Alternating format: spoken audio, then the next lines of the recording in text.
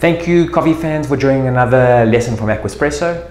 And today I'm going to speak about one thing which I think is the most important thing to consider before renting or buying a coffee machine, and that is flexibility.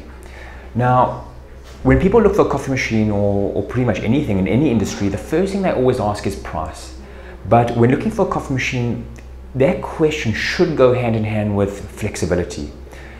So I'll go through some things that you want to be asking to make sure that they're there before entering into any relationship when it comes to coffee.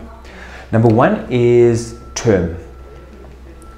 You don't want to be renting, pertaining specifically to renting a coffee machine now, you don't want to be renting anything where you're forced to keep a machine for a huge amount of time.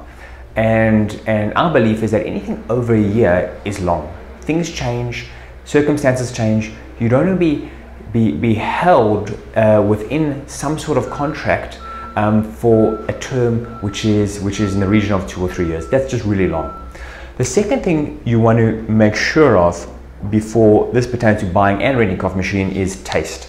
Now, taste of coffee comes from two parts. One is the coffee bean, or the coffee, the filter coffee, or the instant coffee, or the coffee capsule. The second thing is the machine, that the machine does have a direct correlation to how your coffee tastes. So even comparing apples with apples between two machines that look like they have the same features and the same qualities, you want to see what your coffee tastes like through those machines. So part of the flexibility option you want to make sure is there. You want to make sure that if the taste is not what you want, or it doesn't taste how you expect it to taste, that you have the ability to potentially either change machines or give the machine back.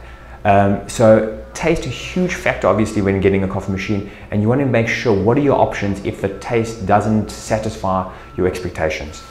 The last thing you want to make sure of is what are your options later on in the contract, and that's besides for term. In 2 years time, or even within a year, within 6 months, if your circumstances change, what can you do? So for example, a company today gets a machine for 30 people, and unfortunately, let's say in 6 months time, that company now has 5 people. You don't want to be still stuck with a machine that costs you what a machine for 30 people costs and is made for 30 people, and vice versa. When you have 5 people now, and in 2 years time, you have 30 people, you want to be able to have the ability to change machine pretty much at any time, even within your term of a contract. So those 3 things are really big considerations to always ask before you get into any relationship.